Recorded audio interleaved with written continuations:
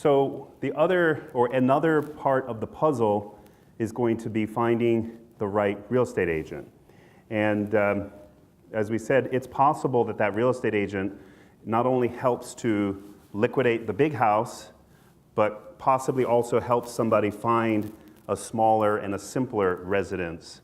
So that's basically two transactions, and it could be a double closing. If you know what I mean by a double closing, that is, it's possible that the money from this big house is what is going to pay for this second house, and possibly we'll be closing them both on the same day, which, if I put it this way, if a real estate transaction is like a string of dominoes, every transaction has, let's say, 100 dominoes that are going to have to all fall in line for a successful closing.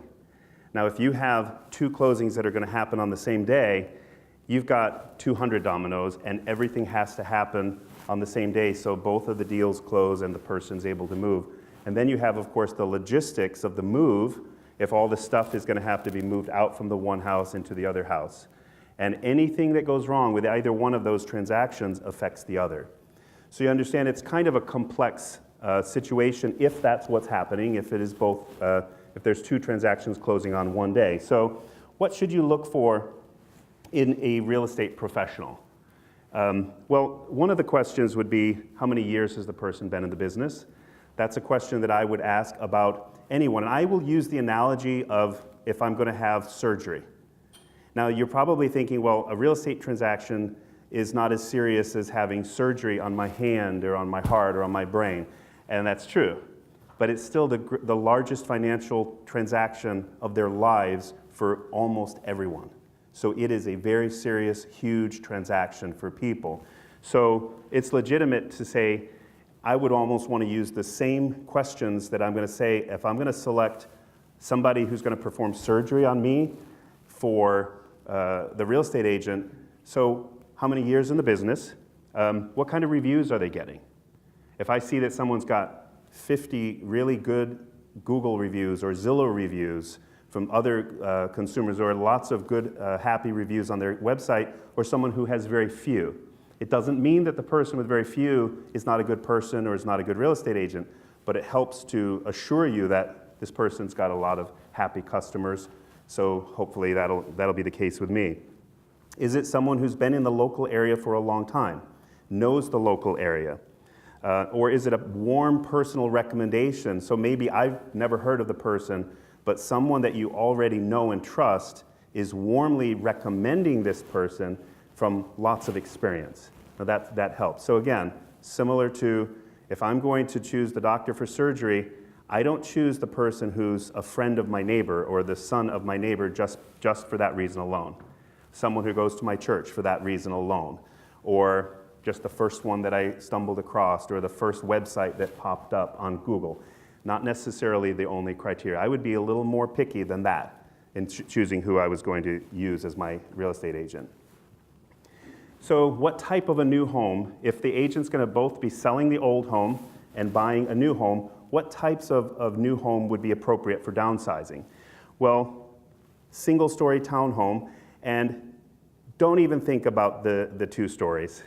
You would be surprised how many people who are, I would say, over 50, and they're looking to buy a two-story. It's like, it's kind of short-term planning, because at some point that two stories may not work any longer. So single-story townhome, again, the townhomes have a lot of maintenance that's included in the homeowners association on the exterior, possibly everything on the exterior.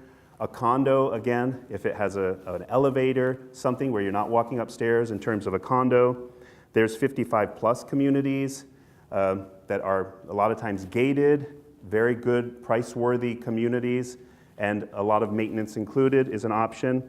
And in our county, we actually have some communities where you pay quite a large association fee, but literally everything on the house is maintained. I don't know if you're familiar with that, but everything from fixing and replacing the roof, painting the exterior, to changing every single light bulb is included.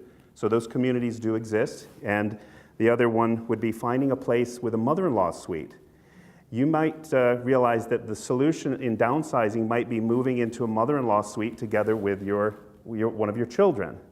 And this is becoming more and more common that either the kids are moving back home, maybe they're not able to make it on their own, the kids are moving back home and need some financial help from mom and dad or from mom, or that mom needs a little more help and it's good for her to move in together into a house with a mother-in-law suite. But in our local community, a full-fledged mother-in-law suite is very rare.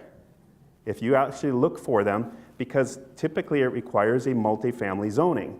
And we don't have a lot of multifamily zoning. There are certain ones that were built maybe without permits where there's a full kitchen and a full bath in a separate apartment, but it is something that you want an expert who knows where are those houses that are out there that have the full mother-in-law suite if that's the option that you're looking for. So again, an agent who has experience in double closings because there's a lot of moving parts. And then the question would be, I want to get top dollar for the big house.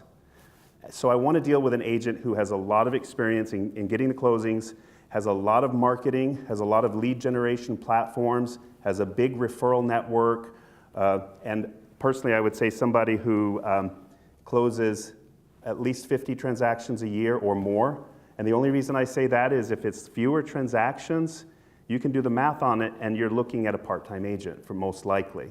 And so you don't want a part-time person listing your home. You want someone who that's all they do and they sell a lot of homes to show that they have systems in place so they can do it and get your house sold for as much as possible.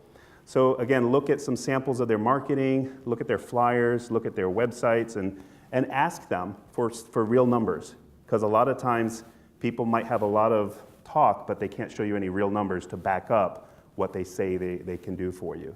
So there's a few things to consider with your finding your listing agent or your real estate agent, and feel free to interview several. I know it's tempting to just take the first person who comes down the pike, but feel free to interview more than one to make sure that you feel that there's differences between the people that you interview.